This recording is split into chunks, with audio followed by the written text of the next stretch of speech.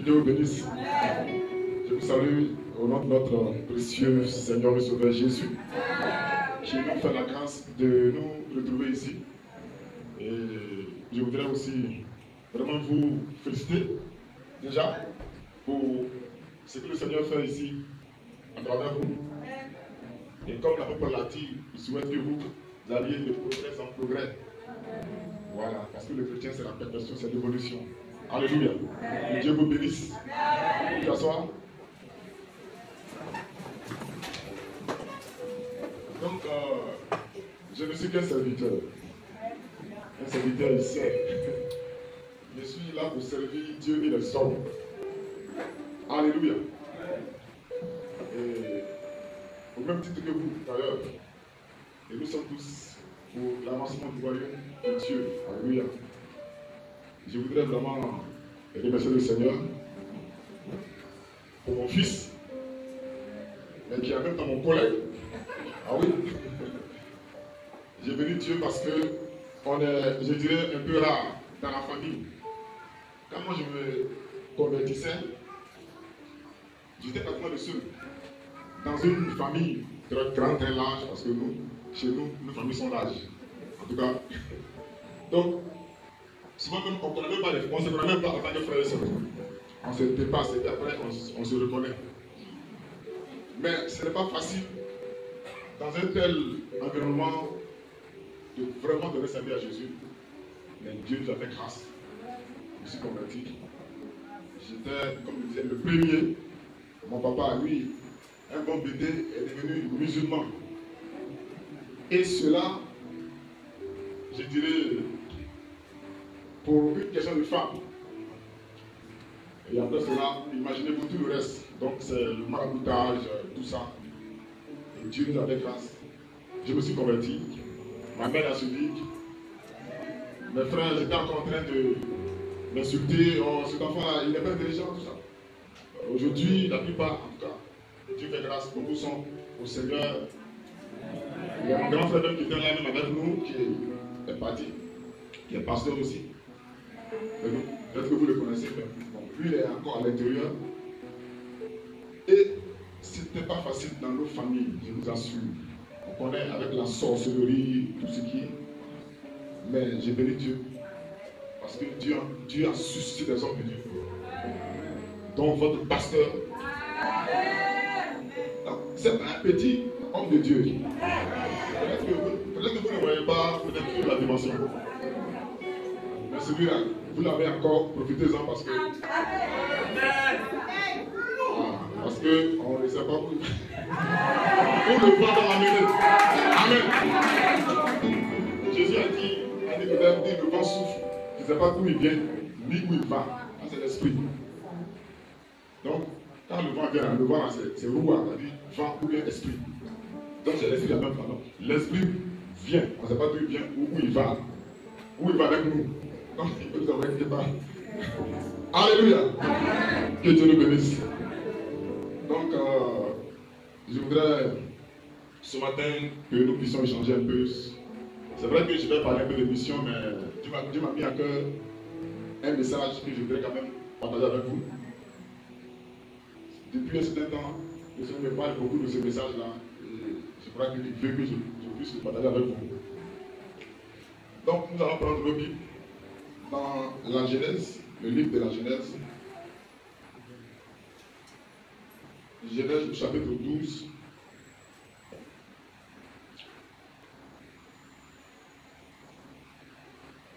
Je reconnais certains visages. Une de nos filles de Niagon, c'est ça? Niagon Sud. Alléluia. Habitez un petit. Les grands aussi. Genèse chapitre 12, à partir du verset. À partir du verset 10, tu vois. Voilà.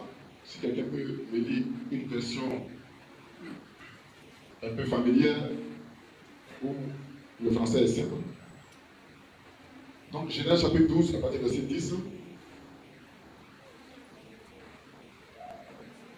Bon, je vais lire déjà ce que j'ai ici. Il dit ceci. il y eut une famine dans le pays. Et Abraham descendit en Égypte pour y séjourner, car la famine était grande dans le pays. Comme il était prêt d'entrer en Égypte, il dit à Sarai, sa femme, voici, je sais que tu es une femme belle de figure. Quand les Égyptiens te verront, ils diront, c'est sa femme, et ils me tueront et te laisseront la vie. Dis, je te prie, que tu es ma soeur, afin que je sois bien traité à cause de toi, et que mon âme vive grâce à toi. Lorsqu'Abraham fut arrivé en Égypte, les Égyptiens virent que la femme était fort belle. Les grands de Pharaon la virent aussi et la vendèrent à Pharaon, et la femme fut amenée dans la maison de Pharaon. Il traita bien Abraham à cause d'elle. Et Abraham reçut des brebis, des bœufs, des ânes, des serviteurs et des servantes, des ânesses et des chameaux. Mais l'Éternel frappa de grandes plaies Pharaon et sa maison au sujet de Sarai, femme d'Abraham. Alors, Pharaon appela Abraham et dit, qu'est-ce que tu m'as fait? Pourquoi ne m'as-tu pas déclaré que c'est ta femme? Pourquoi as-tu dit, c'est ma soeur? Aussi l'ai-je prise pour ma femme. Maintenant, voici ta femme, prends-la et va-t'en. Et Pharaon donna ordre à ses gens de le renvoyer, lui et sa femme, avec tout ce qui lui appartenait. Amen. Je continue au chapitre 13. Après du verset 1. Abraham remonta d'Égypte vers le midi, lui, sa femme et tout ce qui lui appartenait. Et Lot avec lui. Abraham était très riche en troupeaux, en argent et en or. Il dirigea ses marches du midi jusqu'au Béthel, jusqu'au lieu où était sa tente au commencement, entre Béthel et Haï, au lieu où était l'autel qu'il avait fait précédemment. Et là, Abraham invoqua le nom de l'Éternel. L'autre, qui voyageait avec Abraham, avait aussi des brebis, des bœufs et des tentes. Et la contrée était insuffisante pour qu'ils demeurassent ensemble, car leurs biens étaient si considérables qu'ils ne pouvaient demeurer ensemble. Il y eut querelle entre les bergers des troupeaux d'Abraham et les bergers des troupeaux de Lot. Les Cananéens et les Phéréziens habitaient alors dans le pays. Abraham dit à Lot, qu'il n'y ait point, je te prie, de dispute entre moi et toi, ni entre mes bergers et tes bergers, car nous sommes frères. Tout le pays n'est-il pas devant toi? C'est pas toi donc de moi. Si tu vas à gauche, j'irai à droite. Si tu vas à droite, j'irai à gauche. Lot leva les yeux et vit toute la plaine du Jourdain qui était entièrement arrosée, avant que l'Éternel eût détruit Sodome et Gomorrhe. C'était jusqu'à Tsoar, comme un jardin de l'Égypte, comme le pays de l'Égypte. Lot choisit pour lui toute la plaine du Jourdain, et il s'avança vers l'Orient. C'est ainsi qu'ils se séparèrent l'un de l'autre. Abraham habita dans le pays de Canaan, et Lot habita dans les villes de la plaine. Il dressa ses tentes jusqu'à Sodome.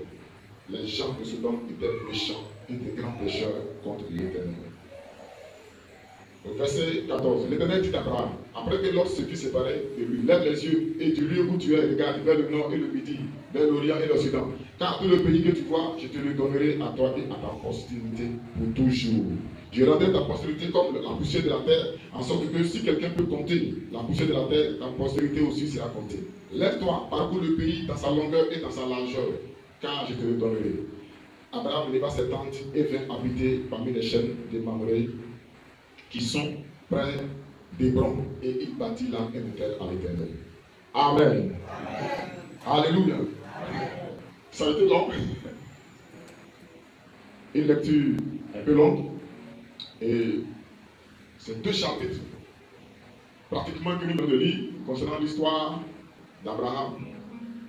Parce qu'il y a un message que le Seigneur m'a révélé, que je voudrais faire ressortir à travers cette histoire.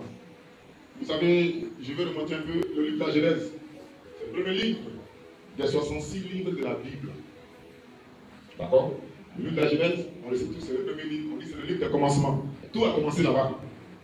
Tout a commencé là-bas. La vie, même la mort a commencé. Le bien a commencé, le mal a commencé aussi là-bas. Même la sorcellerie aussi a commencé là-bas. La jalousie a commencé là-bas.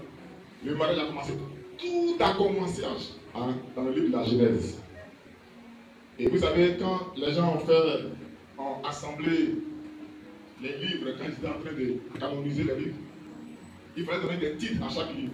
Mais les Hébreux, eux, ils ne se fatiguent pas. Ils prennent la première phrase du livre pour en faire le titre en même temps. Ça peut dire Genèse. Mais là, c'est en grec. Genesis veut dire commencement. Donc, Comme ils ont dit, au commencement, Dieu créa. En même temps, commencement. Donc, tout le mot Genèse, Genesis qui veut dire commencement.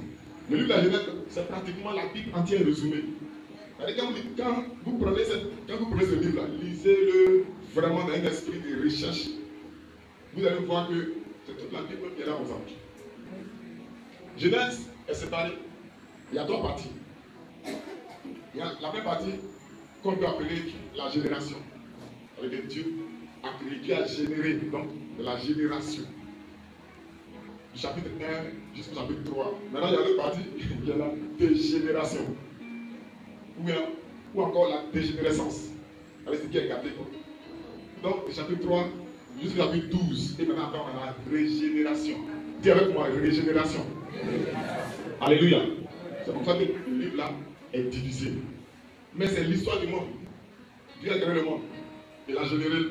Et maintenant, nous aussi, avec le diable, par la complicité du diable, on a créé la dégénération. Et après, Dieu ne va pas rester ici. Il va initier la régénération par Jésus-Christ de Nazareth. Alléluia. Donc, c'est dans ce contexte-là que nous sommes. Ici, nous sommes dans la partie de régénération. Parce que Dieu veut régénérer. Et pour ce faire, il faut choisir quelqu'un. Alléluia. Il y a beaucoup de personnes, il y a beaucoup de monde. En ce temps-là, le monde était déjà peuplé. Mais Dieu va choisir un nom particulier. Alléluia. À la personne d'Abraham. Son nom était au commencement Abraham tout court. Et donc Dieu va regarder en cet homme. C'est son choix. On ne sait pas ce qu'il a vu en lui. Et il va le sortir d'un peuple idolâtre, les Tchadiens. Il va lui dire, quitte la maison de ton père et va dans le lieu que moi, Dieu, je vais te montrer. Alléluia. Voici un homme à qui on dit, il n'a qu'à quitter ses parents et puis il n'a qu'à aller. Où on va lui montrer? Où? Lui-même, il ne s'est pas monté, et donc il part. Il s'est levé. Mais il ne s'est pas levé automatiquement. Quand vous lisez bien la Bible, il est resté un peu encore avec son papa. Jusqu'à ce que son papa meurt à Tcharan. À Tcharan.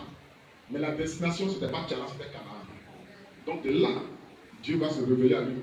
Pour lui dire, maintenant que ton papa est mort, il ne sait pas qui va te retenir. Lève-toi, va à Canaan. Alléluia. Maintenant, il y a la précision. Vous voyez, la révélation de Dieu est progressive. Donc Dieu commence à préciser maintenant où il va. Amen. Parce que nous entendons ce que Dieu dit tout à la fois. Il ne dit pas tout à la fois. Alléluia. Non, ça aussi, c'est important. Quand vous demandez à Dieu, quand vous priez que Dieu vous révèle les choses, il a révélé un peu la place comme ça. Et puis il faut travailler ça. Il ne dira pas tous les détails. Dieu ne fonctionne pas comme ça. Il va avec une progression. Quand on dit révélation, en réalité, le mot révélation veut dire ouverture. On a 9 voies. Ouverture. Donc, il ouvre un pan, il ouvre un pan du voile. Et puis tu vois un peu. Après, il ouvre un pan. Et puis, jusqu'à ce que tu vois tout. Et c'est ce qu'il a fait. Au fur et à mesure, il a révélé à Abraham sa destination. D'abord sa destinée et y compris sa destination. Alléluia. Donc, ici, Dieu s'est déjà révélé à lui. Au chapitre 12, il a commencé le processus de la régénération. Ça commence par la révélation. Amen. Dieu se révèle. C'est pour ça qu'on dit le christianisme, ce n'est pas une religion, c'est une révélation. Ne comptez pas le christianisme dans les religions. Nous, on n'est pas religion. Nous, on était là, et puis Dieu est venu se révéler à nous. Il dit, venez dans moi. Et c'est comme ça qu'on est devenu enfant de Dieu. Alléluia. Donc, Dieu s'est révélé. Il a dit à Abraham, maintenant va. Abraham a déjà reçu la pensée de Dieu. Mais il y a eu un problème. Après que Dieu ait parlé, il va y avoir un problème. C'est la famine. Donc la faim va frapper tout le territoire. Partout. Chez les Philistins là-bas, ils ont tout le monde en faim. Donc, il faut chercher un lieu de refuge. Et Abraham, donc, va chercher où aller. Il va trouver qu'il y a un lieu au moins où on peut encore avoir de quoi manger. Et c'est en Égypte. Donc, il est descendu en Égypte. Alléluia. Le verset dit Abraham descendit en Égypte pour y séjourner. Et là, il va voir qu'il a entendu parler des Égyptiens. Et comme on le dit, ce ne sont pas des enfants de cœur, ils sont prêts à tout. Donc, il faut trouver un moyen pour ne pas qu'il sorte de là avec un danger. Parce que sa femme, lui-même, il sait que sa femme était belle. Il dit, ah, je sais que tu es belle. Souvent, il dit que je sais que tu es belle. Bon, je ne sais pas s'il dit ça tous les jours, mais en tout cas, ici, là. Tous les hommes, là, on ne dit pas de femmes toujours que elles sont belles. Ça, là, dans nos cœurs, on ne dit pas. On vous dit. Voilà, il vous dit. Amen. Il dit, quand on va entrer en Égypte, là, pardon, faut te comporter comme ma soeur. Je l'ai dit que tu es ma soeur. Bon, c'est vrai. Mais, je ne suis pas ta soeur vraiment. Quand vous voyez, effectivement, Sarah était la soeur d'Abraham. N'est-ce pas? Voilà, c'est sa demi soeur. Ça, il a dit une partie de la vérité. Mais il dit encore, il faut dire que tu es ma soeur. Non, tu n'es pas ma femme. Donc, ils sont arrivés là-bas, effectivement. Quand ils l'ont vu, ils ont dit, waouh, c'est comme ça. Il dit, non, c'est ma soeur, hein, c'est ma soeur. On dit, ah, t'as pas encore. Eux aussi, ils ont envoyé la nouvelle. Allez au bout. En griffe. Lui, il est là pour toutes les bonnes choses. Et maintenant, on dit, ah, il y a une femme qui est là. Et c'est la vie. Ah bon? Et c'est pour ça qu'ils l'ont rapporté. Et puis, ce pharaon-là, il a la chance parce que Dieu allait le tuer sur place. Donc, il a pris la femme. Et Dieu s'est révélé. Dieu a commencé à se manifester. Et c'est là qu'il a compris que c'est pas n'importe quelle femme. Lui-même, il a eu la révélation. C'est un païen qui a la révélation. De qui tu es? Il dit non. Pourquoi tu m'as menti? Pourquoi tu me fais ça? Tu me fais du mal. Donc, voilà un peu comment ça s'est passé. Et puis, le roi était obligé de les chasser. Prenez tout ce que vous voulez. C'est à cause de l'argent. En fait, Abraham a menti pour échapper à la mort, mais pour rentrer dans l'abondance. Alors que s'il dit c'est sa soeur, il sera bien traité. Il dit on me traitera bien à cause de toi. Il dit si tu dis que tu es ma soeur, on va bien me traiter. Mais si tu dis que tu es ma femme, on va me tuer. Donc à toi de choisir. Tu veux que je meure moi ou bien tu veux qu'on prospère? Qui est fou? Est-ce que dit non? Tu es mon mari, et puis on mourit tous. Donc le ciel est rentré dedans. C'est pas ta faute, hein? C'est comme ça que c'est passé. Maintenant, ça ne s'est pas bien passé, mais heureusement que le pire n'est pas arrivé. Pharaon a reconnu la grâce de Dieu sur Abraham. Alléluia. Et ils sont sortis. Et quand vous prenez le chapitre 13, donc, on dit Abraham remonta de l'Égypte vers le Midi. Lui, sa femme, et tout ce qui lui appartenait. Et l'autre était avec lui. Abraham était riche en troupeaux, en argent et en or. Lui a tout donné, il fallait reprendre tout ça. Si c'est ce que tu veux reprendre, il ne faut pas, ton Dieu va nous créer des problèmes ici. Alléluia. Amen. Mais ça n'est pas là. Abraham a quitté l'Égypte. Mais quand vous lisez un peu le reste, vous allez remarquer qu'il y a des influences. Si vous voulez, il y a des séquelles qui sont restées dans ce qu'il a fait. Il y a des conséquences après dans tout ça. Il est arrivé, c'est vrai, il a quitté l'Égypte. D'abord, il avait une grande richesse. Et lui et son neveu. Ils sont arrivés, il y a eu des histoires entre les deux camps, c'est-à-dire les bergers de son fils et lui ses bergers, donc il fallait une séparation. C'est ce que son neveu a choisi pour lui une bonne place. Et Abraham, lui, a choisi quoi? Car Dieu lui a révélé. Alléluia. Alléluia. Amen. Vous savez, je vais parler un peu de l'Égypte pour qu'on comprenne réellement ce qui s'est passé. Abraham est allé physiquement en Égypte. L'Égypte, c'est un pays qui est très important dans l'histoire de la Bible, même en dehors de la Bible. Voilà, pour ceux qui ont fait les grandes écoles, savent un peu tout ça. L'Égypte, on a dit que ça va être l'écriture. D'accord? Ok. Ça, on peut croire, sinon on croit. Mais il y a d'autres choses. Voilà. Mais ça, on croit. Pas effectivement. Là-bas, il y a eu, si vous voulez, les grandes inventions. Les Juifs étant là-bas, avec l'intelligence divine, on produit des choses extraordinaires. D'ailleurs, on sait que les pyramides, là, ce sont les Juifs qui ont fait cela. Les grands philosophes, les savants, c'était les Juifs qui ont fait tout ça. La mathématique, tout ça, la physique, c'est eux qui ont fait ces choses-là. Donc, en ce moment-là, mais l'Égypte était encore un pays, je dirais, avec une forte civilisation. C'était d'ailleurs le pays le plus puissant du monde, la puissance du monde. Donc quand ça chauffe, on va en Égypte. On dirait quand ça chauffe, les gens aller en Europe, aux États-Unis. Il y en a même qui font tout pour aller, tout est possible. Ils changent de nom, ils changent de femme, ils changent de couleur. C'est-à-dire qu'il va arriver là-bas. Il y en a même qui prennent des risques ça, sur des bateaux de fortune, des hauts risques. S'il n'est pas mort, c'est qu'il est sauvé. Il s'en va quand même là-bas. Pourquoi? Parce qu'on se dit que c'est là-bas le nouveau Eldorado. Parce que les gens, effectivement, cherchent des places, des lieux où ils vont échapper aux problèmes. Et c'est le cas ici. Les gens fuyaient aussi pour aller en Égypte. C'est pas là, il y a encore ça. Les gens se cherchent, ils fuient pour aller quelque part. Alléluia. Donc, l'Égypte symbolise ici un peu, si vous voulez, la civilisation humaine et humaniste. Je vais parler sur le contrôle de mon professeur qui est ici. Parce qu'on va entrer ce matin en philosophie un peu.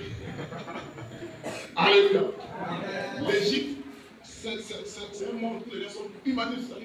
C'est-à-dire, eux là, il faut privilégier le bien-être de l'homme au maximum. Et là encore, c'est un lieu où le mal règne. C'est-à-dire, les fins justifient les moyens. Tout ça, ça va se passer. C'est une jungle, l'Égypte. Pour vivre là-bas, il faut pécher au maximum, il faut mentir, il faut faire tout pour bien vivre. C'est difficile qu'un juste puisse vivre en Égypte. En ce temps, injuste, c'est difficile. Or, Dieu s'était déjà révélé à Abraham. Il ne peut marcher comme les gens du monde, il doit marcher comme Dieu. Il ne peut marcher selon la vue, mais selon la foi. Mais il est allé quand même en Égypte. Quand vous remarquez, Dieu ne lui a pas tenu rigueur pour ça. Il a dit, pourquoi tu n'es pas là? Bon, il peut aller en Égypte. Ce n'est pas partie des compliqués, mais c'est ce que tu as fait là-bas qui est compliqué. Donc il est parti là. Mais il n'a pas pu demeurer intègre. Il a fallu qu'il dise que ce n'est pas sa femme. Pour lui, il a trouvé que c'était la solution pour échapper à la mort. Or, ce n'est pas le plan de Dieu. Amen. Mais quand il est revenu, le Seigneur a dû travailler son esprit, un lavage de cerveau, jusqu'à ce qu'il soit, comme Dieu le dit, le père de la foi. Alléluia. Donc, ici l'Égypte, cette mentalité, frère, c'est une vie. Et c'est cette vie-là, justement, si nous revenons à notre propre étude, influence le juste que nous sommes et que nous voulons être. Alléluia. Parce que nous sommes appelés. Il y a eu la révélation de Jésus-Christ. Et nous avons été choisis, c'est un choix, appelés et sanctifiés, justifiés. Nous avons revêtu Christ. Christ est notre justification. C'est pour ça que nous sommes considérés comme des justes. On n'est pas juste par notre propre justice, hein. On est juste parce que justifié par Jésus. Alléluia. Mais par moment, il nous arrive de descendre dans l'Égypte. De descendre dans l'Égypte. Quand vous voyez la Bible là, plusieurs hommes de Dieu sont allés en Égypte. Descendre en Égypte.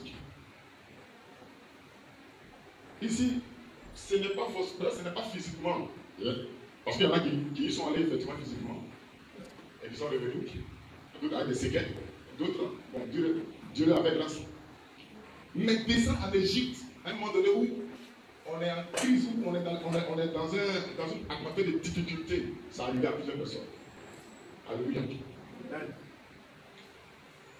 Le fils d'Abraham, lui aussi, il va vouloir descendre en Égypte à un moment donné de sa vie. Parce que c'est difficile.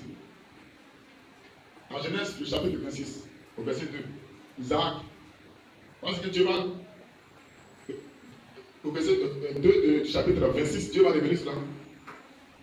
On peut dire ça rapidement, peut-être pour voir. Voilà. Après le verset 1 déjà, on dit qu'il y eut une famine encore dans le pays. Outre la première famine qui eut lieu du temps d'Abraham, et Isaac alla vers Abimelech, roi des Philistins à Guérar. Maintenant, au moment où il s'apprêtait à descendre, l'Éternel lui apparut et dit, ne descends pas en Égypte, demeure dans le pays que je te dirai. séjourne dans ce pays, je serai avec toi et je te bénirai. Car je te donnerai toutes ces contrées à toi et à ta postérité, et je tiendrai le serment que j'ai fait à Abraham ton père. Alléluia. Là, Dieu a dit carrément ne descends pas. Allez, si toi tu descends là-bas, tu vas faire pire que ton papa même. Alléluia. Donc, plusieurs personnes, je ne vais pas tout les citer, à un moment donné sont allées en Égypte. Jusqu'à ce que, voyez-vous, les 12 fils arrivent là, toujours pour fuir la famine. Mais là, déjà, Dieu avait préparé un plan. Alléluia. Donc ici, c'est une mentalité, c'est un mode de vie qui aujourd'hui influence l'Église. Alléluia. C'est là où on dit souvent, il faut par moment, il faut aider Dieu entre griffes. Il y en a qui le disent effectivement, il faut aider Dieu un peu. Il veut aider Dieu. C'est ce qu'Abraham voulait aider Dieu. Dieu n'a pas dit à Abraham, tu vas mourir en Égypte. Et c'est déjà dit. Donc, ça n'a jamais arrivé là-bas. Mais il voulait aider Dieu. Lui voulait se conserver en vie pour que ce que Dieu a dit là puisse se réaliser en mentant, en disant des choses qui ne sont pas vraies. Alléluia. Donc, c'est là où souvent on veut aider Dieu. Et c'est là où souvent on copie le monde. C'est là souvent on veut par moment importer un peu pour ne pas qu'on soit trop vu comme des extraterrestres, comme des gens à part. Bien aimé, aujourd'hui, l'Église de Jésus-Christ, en réalité, doit revenir à sa position normale, qui est qu'elle doit être bizarre dans le monde. Non, je vous l'arrêter. L'Église doit être bizarre dans le monde. Si vous n'êtes pas bizarre, vous êtes avec le monde. Alléluia. Si vous voulez faire comme le monde, il n'y a pas de problème. Vous ne serez pas persécutés. Mais en ce moment, vous ne serez pas aussi peuple de Dieu. Frère, voici la vérité souvent qu'on doit savoir. Aujourd'hui, dans beaucoup de domaines, on veut se conformer à cette Égypte-là qui nous influence. Parce que ce qui nous a séduit, c'est que quand vous voyez l'Égypte, c'est le pays où on avait comme des civilisations, donc des grands intellectuels, des grands penseurs. Donc, c'est le lieu où les gens sont vraiment intellectuels. Des grands mathématiciens, même des sorciers, des grands sorciers de l'eau. C'est là-bas tout était. La franc-maçonnerie était là-bas, tout ça. Le mysticisme était là-bas. Donc, à un moment donné, l'Église se sent influencée et même complexée. Parce qu'on se dit, mais il faut faire un peu comme eux pour que aussi on nous accepte dans la société. Alléluia. Et souvent, on fait beaucoup d'erreurs. Mais Dieu ne nous a pas payé à faire comme eux, frère. Quand vous regardez, on a tout importé finalement. On a importé même la façon d'être. On a importé le raisonnement. On a importé même les musiques. Alléluia. Ah oui. On a tout importé. Alors que notre Dieu peut nous inspirer des musiques, des rythmes. On a tout importé. Parce qu'on dit, bon, on va compter aussi. Et quand on importe tout, au fur et à mesure, on finit par se conformer et on finit par ressembler. Mais Dieu, dans son plan, voulait construire une église vraiment très différente de ce monde. Alléluia. Dieu veut qu'on soit différent, frère. Dis avec moi, je serai différent et je suis différent de Jésus. Donc, comme vous voyez, Abraham est remonté de l'Égypte. Comme je disais, il y a eu des séquelles. C'est vrai, il y a eu beaucoup d'argent, tout ça. Il y a eu des problèmes entre les bergers. Entre les bergers. Dis avec moi, les bergers. La première conséquence, ça touche les bergers. La vérité, il y a eu querelle. Moi, j'ai réfléchi, mais bon, il y a les moutons, il y a les bœufs, n'est-ce pas? Il y a les capris, mais les boucs, les plus dangereux. Il y a tous ces animaux-là. La Bible n'a pas dit qu'il y a eu querelle entre les boucs et les cabris, entre les bœufs et les moutons. On dit entre les bergers. Est-ce que vous comprenez? Il y a eu parlant entre les bergers. Mais qui devait faire parlant de tout ça? Qui devait faire des querelles? Donc c'est les bergers qui se sont battus entre eux.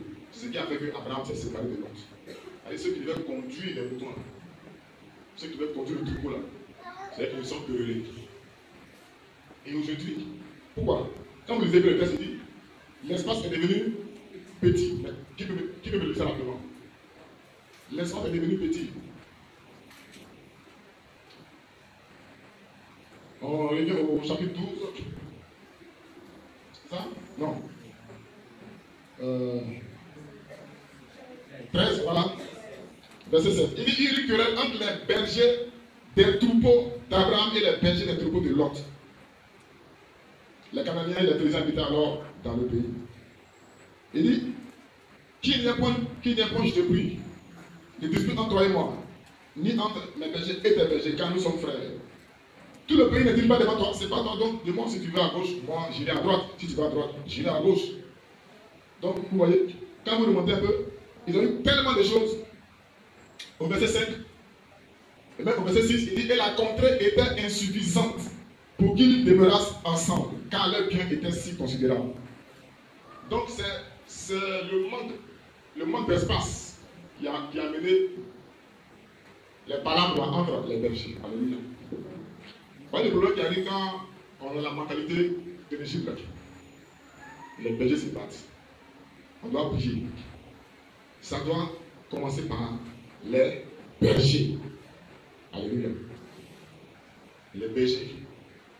Pourquoi? Parce que l'espace est petit. Mais pourquoi se battre sur un petit périmètre alors qu'il y a de l'espace un peu partout? Alors que Dieu a dit répandez-vous, allez-y partout au nord, à l'ouest, au sud, tout ça. Mais ils se battent sur le petit périmètre. Alléluia.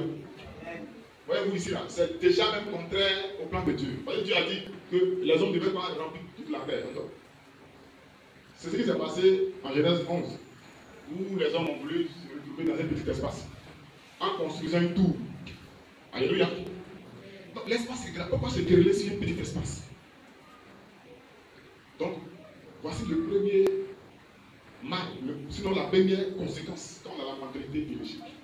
On se dispute inutilement. L'église aujourd'hui se déchire inutilement. Pour rien. Des divisions, des subdivisions, des séparations, tout ça. Mais là, en même temps, vous voyez, il y a une grande différence. Séparation, même si elle est mieux que division. Donc aujourd'hui, parce que le problème qu'on a, et on doit prier pour cela. Abraham a dit alors, il faut choisir. Lot a regardé les plaines. Vous remarquez très bien. Quand Lot a regardé les plaines, il a vu un lieu qui ressemblait à l'Égypte. On dit Lot leva les yeux et vit toute la plaine du Jourdain qui était entièrement arrosée, avant que l'Éternel eût détruit Sodome et Gomorrhe. C'était jusqu'à soi, comme un jardin de l'Éternel, c'est-à-dire comme le paradis, comme le pays d'Égypte. Lot a choisi pour lui toute la plaine. Quand il a regardé que ça ressemblait à l'Égypte, où lui il a quitté, automatiquement il est parti là-bas. Pourquoi? Parce qu'il avait toujours la mentalité de l'Égypte. Là-bas on ne marche pas par la foi, c'est par la vue on marche. Il a vu plein arrosé. Il dit bah, oh, je pensais qu'il allait plus retrouver l'Égypte. Dieu merci. Merci pour l'Égypte. Abraham ne nous a pas dit sur le plan. On est allé là-bas. On avait tout ce qu'il fallait. On est dans le désert. Dieu merci, j'ai vu un autre Égypte encore ici. Ça ressemblait à quoi? À l'Égypte. Alléluia. Aujourd'hui, on veut des choses qui ressemblent à l'Égypte. Ça ressemble à l'Égypte. Donc voilà, ça c'est bon, ça s'apparente un peu à la mode. Frère, le chrétien n'est pas à la mode. Il est un modèle. Est-ce que tu as compris ça? On n'est pas à la mode. On est un modèle. C'est différent. La mode et puis le modèle, il y a deux modèles différents. Aujourd'hui, on est influencé par ces choses. Quand vous remarquez, j'ai eu la grâce de parcourir beaucoup d'églises. Donc j'ai fini par avoir une configuration. Quand je fais dans une église, je sais déjà comment tout se passe. Alléluia. J'ai fini par par voir un peu certaines failles, mais je dirais certains défauts un peu. Parce que dans l'église, si on réussit à être, sinon à avoir plus de disciples que d'assistants, on a une bonne église. Alléluia. Si on a plus de disciples que d'assistants, c'est une bonne église. Quand vous remarquez souvent dans les effectifs, on va compter. Nous, quand on nous demande les rapports au bureau national, on dit on est combien? On dit on est 300. On est 300. On a compté tout le monde le dimanche. On dit on est 300. C'est-à-dire les nouveaux, les anciens, tout le monde a compté. Or, dans les 300, ce n'est pas tous les 300 qui veulent. Bon, d'abord, ce n'est pas tous les 300 qui sont baptisés, n'est-ce pas? Donc, il y en a qui sont là encore, ils ne sont pas encore prêts. Parce qu'ils disent, bon, ils vont d'abord observer. Eux, ils sont là, ils ne sont pas encore prêts. Même si on avait le nombre de baptisés, parmi ceux qui sont baptisés là, ce n'est pas tout le monde qui est membre actif dans l'église. C'est donc c'est bon. Maintenant, ceux qui sont membres actifs là, quand vous les remarquez bien, ce n'est pas tout le monde qui veut faire comme le pasteur fait. Là, c'est disciple. Parce que le disciple, il fait quoi? Il limite son maître. C'est-à-dire, il apprend à prier comme son maître. Il apprend à gêner comme son maître. Il apprend à chasser des démons comme son maître. Quand vous remarquez bien, la plupart des personnes qui viennent voir le pasteur là, pour des sujets là, ils vont me dire, parce qu'il y a eu un songe, moi je n'ai rien compris à cela, vraiment, songe là, on va poursuivre. Après 10 ans, tu viens à l'église et tu as toujours un fugitif en songe. Qui es-tu? Vas-y, je voleur. C'est pour la poursuivre. On te poursuit, pourquoi? C'est pas qu'il n'est pas disciple. Tu n'as pas cherché à vouloir faire comme le pasteur fait. Ça ne t'intéresse pas. Souvent, quand tu viens là, ça te dit, par exemple, il faut un déblocage systématique. Mais après, ça peut dire pas. Il faut que ça soit débloqué. Ou bien il y a un problème de visa qui traîne un peu quelque part. Lui, la grâce, lui, quand il veut que toi, Dieu toute la porte. Ah oui. Donc c'est ça. C'est pas mauvais, c'est une bonne chose. Mais combien sont ceux qui vont venir me voir pour dire, apprends-moi à prier comme tu pries. Qui a déjà fait ça une fois ici? Qui a déjà demandé par ça? Apprends-moi à prier comme toi tu pries. Remarquez dans la vie des disciples. Pourquoi on dit les 12 là étaient disciples? Parce qu'ils suivaient Jésus et ils cherchaient à faire comme lui. Quand ils ont remarqué Jésus prier, eux, ils ont appris à prier d'une certaine façon. Hein. Les Juifs, ils ont 2 jours de prière dans la semaine, pas les autres jours. Quand ils ont, ils le même dans un pays, ils récitent les paroles de Moïse, tout ça, et la loi. Béni soit le Dieu d'Abraham, le Dieu de nos pères. Et puis je peux dire. Maintenant, Jésus, il monte sur la montagne à 18 heures. Et il quitte là-bas à 5 heures du matin. Il dit non, il n'aurait compris. Il dit, mais attends, toi tu vois. On dort, on se réveille dans la prière. On dort, on se réveille dans la prière. Donc, un jour, il dit, bon, viens. Bon, voilà, enseigne-nous à prier comme tu pries. Ils ont remarqué. C'est ça le disciple. Alléluia. C'est ça le disciple. Il veut faire comme le maître fait. Quand il voit le maître prêcher, même s'il n'est pas appelé à prêcher en plein temps, c'est pas ça. Je n'ai pas d'être appelé pasteur. Non, il est disciple. Alléluia. Ça dit élève, disciple. En grec, on dit maphétes. Apprenti. Alléluia. Est-ce qu'on a des apprentis ici? C'est pas l'apprenti Bernard. Alléluia. Disciple. Vous voyez que je suis en train de sortir un peu mon message là. Là, c'est important, ce point là. L'autre n'a pas été disciple d'Abraham.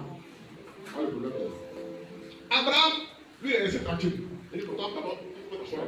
Parce que, il veut me donner l'occasion, lui, de choisir. Il ne faut pas dire que moi, j'ai fait la bonne partie. L'autre a regardé son. Oh, voilà. Ici, là, ça ressemble à l'Égypte. Il y a de l'eau, il y a de la verdure là-bas. Jusque là-bas, il y a des poissons même. Jusque là-bas, il peut même avoir même des animaux à manger. Bien tout ça. Dans le désert ici, là. On mange pas ici, on mange rien ici. Donc il a choisi par quoi? Par la vue. contraire à la philosophie de Dieu.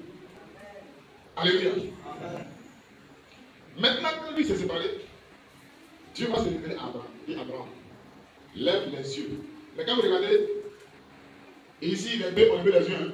L'homme a levé les yeux. Au verset 10, l'homme a levé les yeux. Et lui, il a vu quoi? Il a vu la plaine. Oh, derrière la plaine, il y a Sodome et Gomorrhe. Et lui, il n'a pas vu ça. Il avait les yeux sur lui. Il allait voir derrière la beauté, il y a Sodome qui est là. Attention. Ça, c'est la mentalité de l'Égypte. Quand quelqu'un a une mentalité de l'Égypte, il ne voit pas derrière ce qui est là. Il voit tout près. Il ne voit pas loin. Ça scintille, c'est beau. Il y a ceux qui sont là, Dieu veut me donner. Qui a dit ça? Et puis il se lance. Maintenant, il est parti, comme le but, et puis il revient à Dieu, il dit, ah, Seigneur, mais pourquoi tu me fais ça? Qui t'a dit d'aller là-bas? Qui t'a envoyé là-bas? Personne. Donc, mentalité de l'Égypte, on choisit par ce qu'on voit. Maintenant, Abraham, Dieu lui dit, lève les yeux. Lui aussi, il lève les yeux. Là, tout le monde lève les yeux, mais ça dépend de ce qu'on va voir. Abraham lève aussi les yeux, il regarde. Il dit, regarde, mais Abraham va voir. Il voit des ailes. Dieu dit, c'est là, je te donne. Alléluia. C'est là, je te donne. Je te bénirai là. Je rendrai ton nom grand là. Tout va se passer là, dans le désert. Si c'est parti de toi, c'est Dieu qui parle. Pierre. Oui, c'est cauchemar.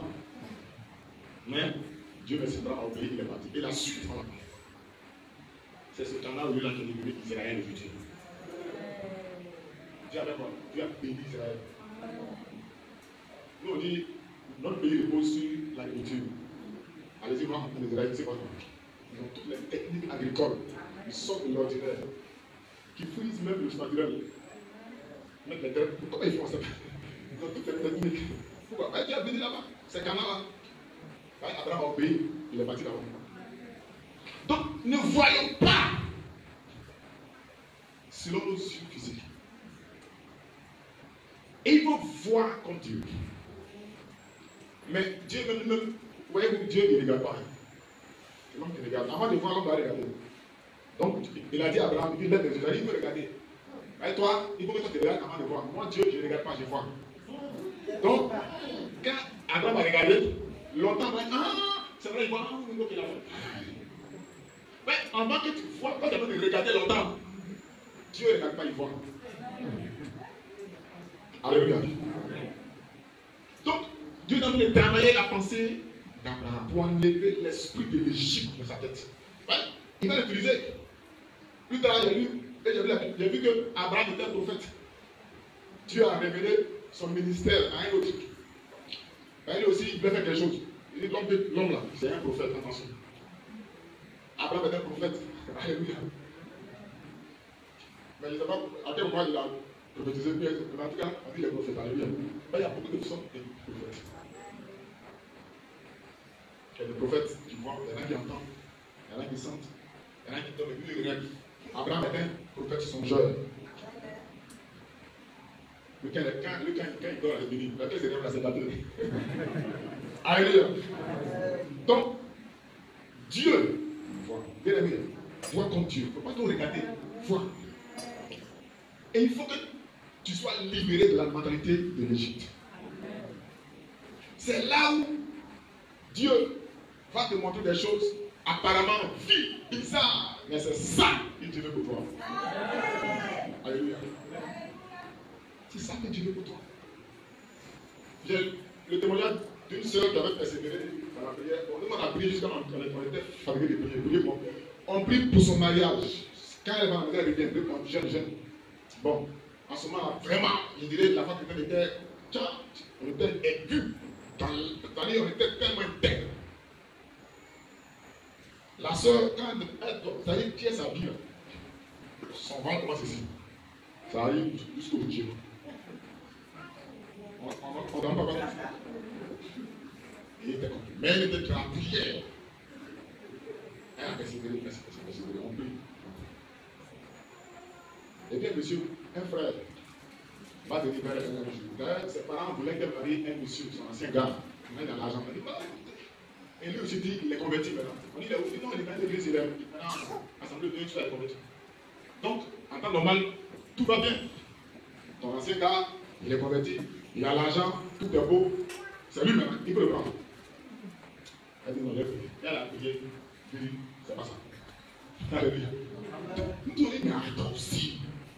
C'est lui. Bon, s'il n'était pas converti, on aurait dit que maintenant il est converti. Là, c'est un frère, un bon frère, c'est un diable, un bon diable. Hein? Ça va dire à lui. Et c'est plus tard, le fameux frère là, la cryptographie, tout ça. Il est venu aux choses. Quand elle, Dieu lui a envoyé quelqu'un. Un simple frère qui n'était vraiment rien. Mais plus tard aussi, le Dieu où je parle, il est, je ne sais même pas s'il est encore dans le pays. Il est devenu ingénieur, tout ça. Bon, c'est des choses comme ça. Il y a Dieu. C'est que quand tu regardes là, et puis tu ne vas pas la vie. Non, lui, il voit loin. Alléluia. Donc, aujourd'hui, il est question que nous recherchions la vraie volonté de Dieu. L'Église n'a pas besoin de ressembler au monde. Alléluia. On n'a pas besoin de se conformer au style du monde. Mais on a besoin de quitter carrément la mentalité de ce monde. Parce que ce monde-là, quand vous regardez bien, on dit c'est la même chose qu'on retrouvait dans ce pays-là, dans le pays de l'Égypte, qu'on retrouve aujourd'hui encore. La franc-maçonnerie est poussée, le bouddhisme est très poussé.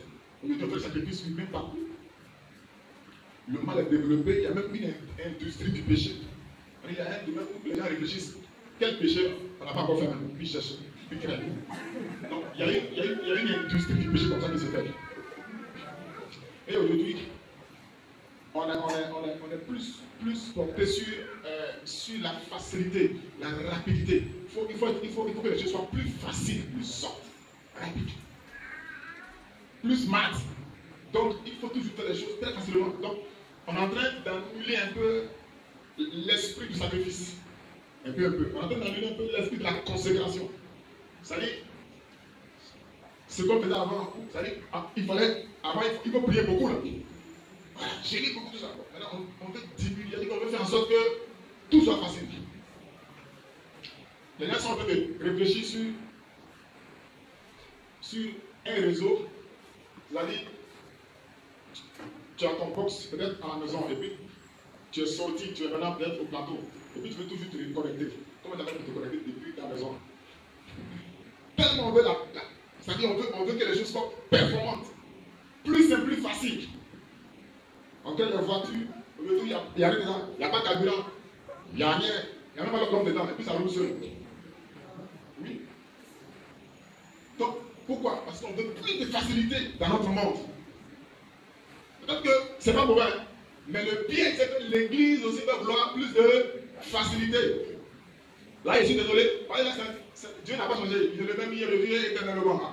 Donc, les principes divins ne changent pas. Ça ne change pas. La croix avant la gloire, ça ne change pas. Il ne faut pas vouloir traverser la gloire avant la gloire. Alléluia. Les pleurs avant les chants d'allégresse. Maintenant, toi tu peux l'enverser. Chant d'allégresse, maintenant il y a pleurs. Donc aujourd'hui, c'est cette mentalité qui fait en état nos frères. C'est ce qui fait qu'on ne veut pas servir Dieu. C'est tout le problème. Par exemple, servir Dieu, là, on souffre trop dedans. Il y a une soeur qui m'a vu, elle dit, partout où on va, on dit, elle va marier un pasteur. Donc elle va dire, elle fuit. Quand elle va ici, on dit, toi tu as marié un pasteur. Quand elle a fini de prier, elle n'y a plus là-bas. Elle va arriver encore. Là aussi, il y a des révélations. Et ça n'a pas dit, elle fuit, elle va d'église en église. Elle cherche là où on ne va pas dire qu'elle va marier un pasteur. Il dit, mais si c'est la volonté de Dieu, quel est le problème? Il dit, non, pasteur. Jamais. Et les pasteurs souffrent trop. Là, il ne veut pas. Alléluia. C'est une pensée. Elle veut éviter la souffrance. Hier, voir, dans le pasteur, une image de la souffrance. Alléluia. Donc, évitons ces choses, frères. Mais il y a quelqu'un qui est allé en Égypte. Lui, il a fait la différence. Alléluia. Genèse chapitre 37, le verset 36. Lui, il n'a pas voulu là-bas, mais on l'a vendu en Égypte. Donc, de son gré, il est arrivé dans ce pays. Mais Dieu a fait un plan. Là, c'est pas lui qui a voulu aller. Dieu dit tu vas aller en Égypte. Quand il est arrivé là-bas, il s'agit de Joseph. Il a été vendu. Ça dit de prison en prison. Du puits, il est arrivé chez Potiphar, de Potiphar en prison. De là, Dieu va réaliser, va accomplir tous les rêves de sa jeunesse. Alléluia. Je dis à quelqu'un que tes rêves seront accomplis. Les rêves de ta jeunesse seront accomplis au nom de Jésus. Ouais, les rêves sont importants. Hein? Moi, j'étais encore très jeune. Mais c'est comme un paradoxe. Quand j'étais petit, j'avais peur de l'avion. Je pense que mes grands frères ont dû dire ça, maman. Là, quand il s'occupait de moi. J'étais petit, j'attends plus d'avion. Je vais à la maison. L'avion, et on me cache. Là, c'est bon de moi. Mon papa, ma maman, les grands frères se moquent de moi, mais j'ai tremble. Moi, j'ai entendu un bruit d'avion. Je me cache sur le lit. Là, en rêve, là, c'est grave. En rêve, quand je vois l'avion, pour moi, c'est cauchemar. Bon, c'est l'avion, je vais apprendre pour aller prêcher dans le monde. Donc, je rêvais tout ça. Pour moi, c'était un cauchemar. Les rêves, c'est important. C'était fréquent dans mes rêves. C'est la même chose. Joseph, il y a eu plusieurs séries de rêves où il devait relever des défis, où même ses parents étaient prostrés devant lui. Tout cela. Il devait être même président du monde. Il ne savait pas comment ça se passer. Donc, lui, il allait en Égypte. Mais pas de la même manière qu'Abraham. Alléluia. Je ne sais pas si tu peux comprendre ce que je m'en dis. Abraham, c'est son ancêtre. C'est son grand-père. Ou même frère, son arrière. Voilà. Abraham est allé en Égypte pour fuir la faim. Mais Joseph est allé en Égypte pour régler le problème de la faim. Il y a des choses qui vont se passer, peut-être que les parents ont échappé, ont voulu fuir des situations de problèmes. Ils n'ont pas osé faire cela. Ils avaient très peur de la chose. Mais toi, tu es venu pour relever ce défi au nom de Jésus. Abraham a fui la faim. Joseph allait régler le problème mondial de la faim. Il allait enlever la faim dans le monde à partir de l'Égypte. Quand il est arrivé là-bas, par l'esprit que Dieu lui avait communiqué, il a réussi à faire quoi? Révéler le problème qui allait venir. Donc, par la sagesse, par la science, il a trouvé des solutions. Donc, il a réglé un problème national et même universel. Si ça a frappé l'Égypte, c'est le monde entier qui est frappé par la faim. Hein. Parce que, en ce moment-là, comme je l'ai dit, l'Égypte était encore la puissance du monde. Alléluia. Imaginez-vous, soit les États-Unis sont frappés de grandes crises. Aujourd'hui, même, on a frôlé le pire. Parce que les flux, toutes les bases, la plus grande base de pétrole de l'Arabie Saoudite a été bombardée. Aujourd'hui, les gens avaient peur même du coût du pétrole, parce que ça va influencer tout ça. Donc ils sont en train d'ajuster. Si les réserves là sont finies, on risque d'avoir des problèmes, les coûts vont monter encore. C'est là que vous allez vous plaindre au bac à dire, mais pourquoi tu augmentes les prix? C'est là-bas que ça commence. Donc, c'était un problème quoi? Mondial. Que Joseph est allé régler par la direction du Saint-Esprit. Je prophétise que tu sois un Joseph pour régler des problèmes nationaux de Jésus. Tu dois régler des problèmes nationaux. Regarde, souvent tu ne sais pas pourquoi des choses arrivent à ta vie. Quand vous prenez un peu l'histoire, quand vous prenez un peu l'histoire de David, regardez, les choses n'arrivent pas comme ça automatiquement. David a fait entraînement, sans le savoir que c'était entraînement. Il a fallu que David soit accoutumé, soit habitué à régler un problème familial. Parce que le troupeau de son père était sa richesse, c'était leur richesse. Donc si un lion dévore ce troupeau, ils vont avoir tous faim. David, le plus petit, était obligé de régler un problème familial en protégeant le troupeau de son père. Il a habitué à ça. Il s'est entraîné à régler des problèmes de son environnement. Il était prêt. C'est pourquoi il a pu affronter Goliath. Là, maintenant, pour régler un problème national. Tu n'avais pas un problème national. Dieu veut toucher des chrétiens pour qu'ils puissent régler des problèmes nationaux. Dis amen. C'est ça. Parce que quand tu es différent, c'est ce que tu fais. Quand tu es différent, quand tu n'as pas la mentalité de l'Égypte, tu es capable de régler le problème de l'Égypte. Non, est-ce que tu as compris ça? Quand tu n'as pas la mentalité de l'Égypte, tu peux régler le problème de l'Égypte. Sinon, si tu as la monnaie, si tu as la pensée de l'Égypte, ça veut dire que tu as la même chose. Tu es inclus dans le problème. Donc, tu fais partie des victimes du problème, mais tu n'as pas la solution. Or, si tu es différent, si tu as une pensée, si tu as une mentalité différente, une philosophie qui n'a rien à voir avec celle de l'Égypte, tu as une solution pour l'Égypte. Alléluia. Pourquoi aujourd'hui on ne voit pas ces choses-là se passer? Les chrétiens, quand vous remontez dans les années 1800, c'est les chrétiens qui étaient les grands scientifiques, les grands penseurs, remarquez très bien, lisez, qui inventaient des choses. Et tout cela, c'est les chrétiens. Parce que ils étaient séparés de ce monde. Donc ils sont prêts à recevoir des révélations qui viennent de Dieu. Mais si tu es mélangé au monde, tu ne peux pas recevoir des révélations. Alléluia. C'est pour ça que Dieu dit, c'est pas toi. Donc si tu es séparé, tu es prêt à recevoir les révélations. Et c'est ce que Joseph a fait. Il était quoi? Séparé. Même en Égypte, où on dit, il faut faire le mal pour survivre là. Voilà, la femme de Potiphar va s'amener pour dire, c'est lui, maintenant elle veut. Elle a cessé. Dans longtemps qu'elle fait ça, elle parle, il ne peut pas. Elle dit, oh, il a des retours. Aujourd'hui, c'est réduit. Alléluia. Mais Joseph, quand il était encore jeune, il peut courir. Si c'est là que tu veux là, prends mon manteau. Fier, il est parti. Pourquoi? Parce qu'il ne faut pas ressembler à l'Égypte pour régler le problème de l'Égypte. Donc, il a fui. Ça l'a conduit où ça? En prison. Non, ça c'est pour aller se mettre en contact avec ce qui va nous conduire à la présidence de l'Assemblée des partis là-bas. Donc, arrivé là-bas, effectivement, tout s'est mis en place. Vous voyez, Dieu c'est un metteur en scène. C'est un grand metteur en scène. Dieu. Il s'est placé tous ses acteurs. Il met le chef bandit là, il met le peuple là, il met tout, ça dit quoi, tous les éléments qui sont là. Le décor est planté, et puis il dit, jouez. Dieu. Quand Dieu a dit quelque chose là, il ne faut pas chercher à comprendre comment ça s'est passé. Quand il s'est révélé en Marie, sinon à Elisabeth, déjà même qui était la sœur de Marie, elle dit, mais comment ça va se passer? Comment? Tous ceux à qui Dieu se réveille disent, comment? C'est le comment avec le voir. Il faut laisser le comment. Tu sais pas, il faut laisser le comment. Parce que le comment, tu ne vas jamais avoir la réponse du comment. Alléluia. Alléluia. Non, ça c'est un secret de l'homme. Ne cherchez pas comment. Quand Dieu a dit là, laissez le comment. Parce que la seule réponse que Dieu va donner, il dit, le Saint-Esprit viendra sur toi.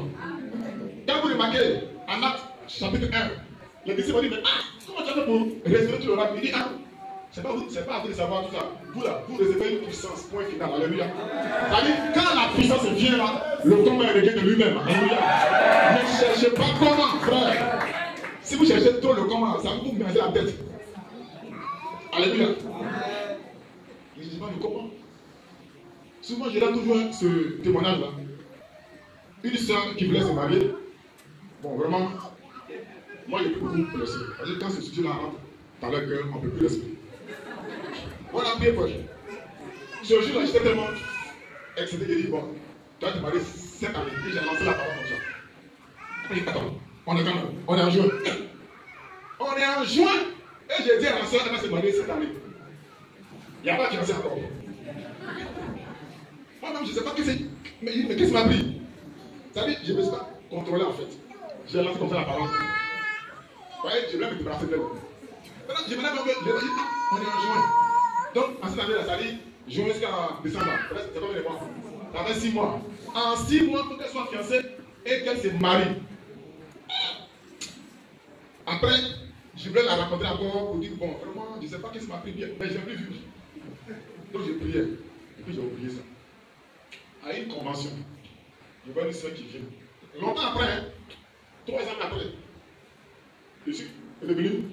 En ce moment, je crois que j'étais encore sauvé. Donc, quand il venait ici, je fais le programme. Et puis, je suis revenu maintenant.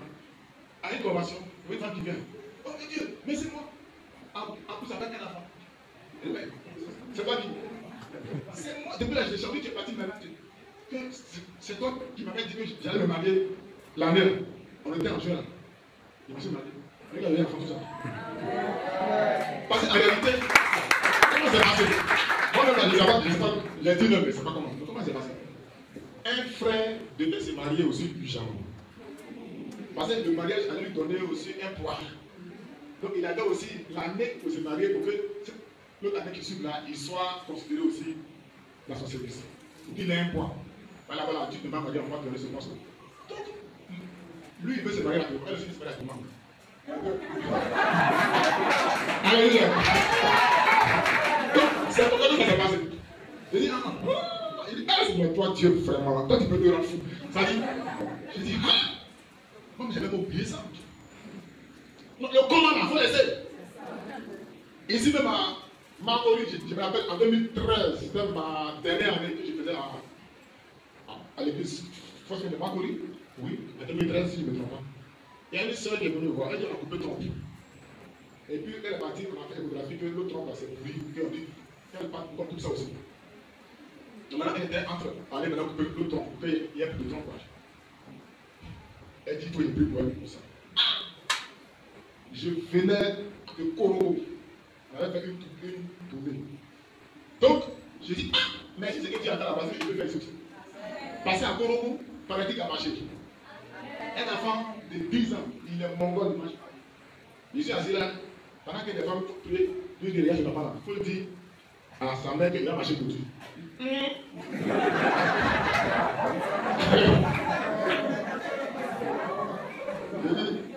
On est au nord. On vient en fait de finir avec la crise. Et puis on est au nord. Pardon, Dieu, il faut le dire. Il dit, il faut le dire. Il est d'accord. Il dit, bon, hé, femme, on dit ton enfant qui va marcher. Il dit ça. Il dit, il faut le relever. Bon, moi-même, je suis assis. Je dis à sa maman, toi-même, il faut le relever. Il va marcher. Il mange pas, je le mets en dos, quand il vient, il est couché. Et puis il mange, quand il mange, il est couché, il s'assoit, puis il met comme ça, puis il mange. Il dit, bon, d'accord. Donc je voulais vraiment, après la semaine, c'était un peu bizarre. Hein? Donc je voulais laisser pour prier pour le quand il a prié pour l'esprit de m'a ramené. Il dit, viens. D'accord. Donc, j'ai dit, ok. Donc j'ai prié, bon, il n'a pas prié, mais il dit, il faut le faire de bien. Quand il a essayé un peu, j'ai dit, nom de Jésus, la foi a commencé à prier.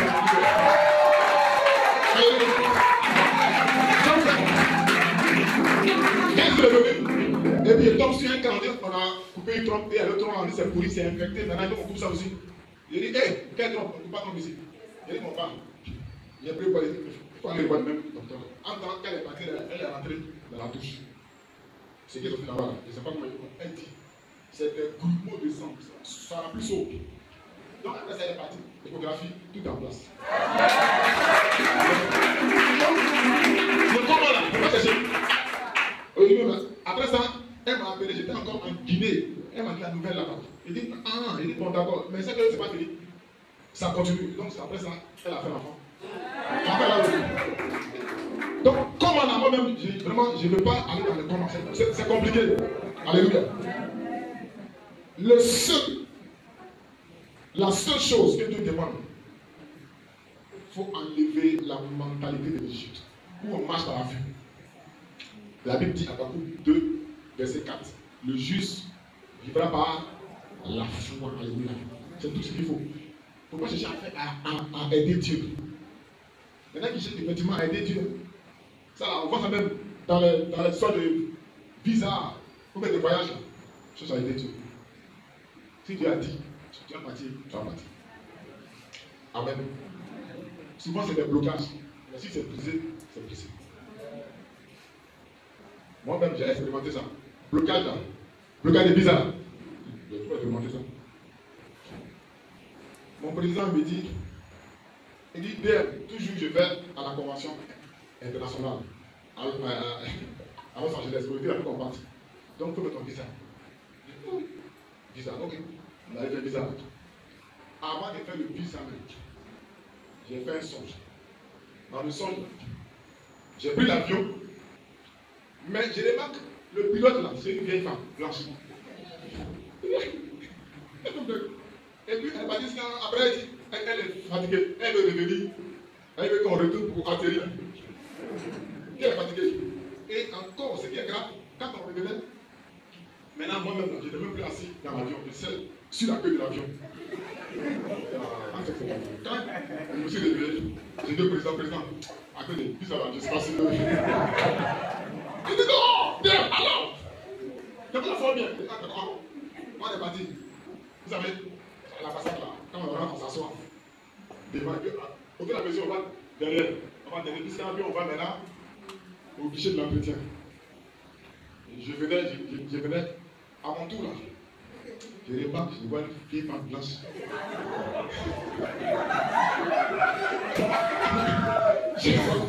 Je vois une vieille femme blanche. Et quand je regarde bien la ligne, c'est vers elle que moi, je ne me rends pas. Donc, je ne peux pas se mettre moi. Parce que là, tu ne peux plus aller. Quand tu bouges, non. Je ne m'en rends pas. Parce que moi, il faut aller quand même jusqu'au bout. Donc, ils sont allés jusqu'au bout. Quand ils sont arrivés, elle dit, monsieur le pasteur, vous voulez aller aux États-Unis, ça peut faire quoi? Je dis, je m'en vais à une conférence internationale de Foursquare. Voilà. Elle dit, ah d'accord. Est-ce que tu es déjà allé en France? Il dit, non, mais on commence au moins une fois, au moins quelque part. Elle dit, c'est pas ballon. Et pour ça, là, elle a levé le visage. Elle dit, aïe! Il dit, mais pour commencer à voyager, on commence quelque part. Elle dit, mais on ne commence pas par les États-Unis. Je suis désolé. C'est pour ça que j'ai léché au visage. Deux fois. Deuxième fois, tout était là, tout était complet. Mais le gars qui m'a envoyé l'invitation, je ne sais pas qu'est-ce qu'il a fait au monsieur là. J'arrive là-bas, il dit, mais qui t'a invité? Je montre son image. Il dit, si c'est lui à ce moment-là, je ne te donne pas le visa. Non. C'est un monsieur qui fait la conférence. Et donc, il est bien connu, et c'est pas mal. Chaque année, il fait ça. Non, c'est lui seulement, je ne te donne pas le visa. C'est pour ça deux fois. Mais quand il fait la fin, il est bon. Maintenant, je ne parle plus de visa, mais c'est pas bon. Mais quand tu as ouvert la porte, alléluia, c'est fini. Donc, il a ouvert la porte. Ce jour-là, il m'a révélé que c'est fini. Donc, c'est d'équiper les choses. Ne forcez pas. Avec le temps de Dieu, quand ça arrive, c'est fini. Alléluia. Que Dieu nous bénisse. Que Dieu nous bénisse. Est-ce qu'on peut se lever et acclamer Jésus de Nazareth?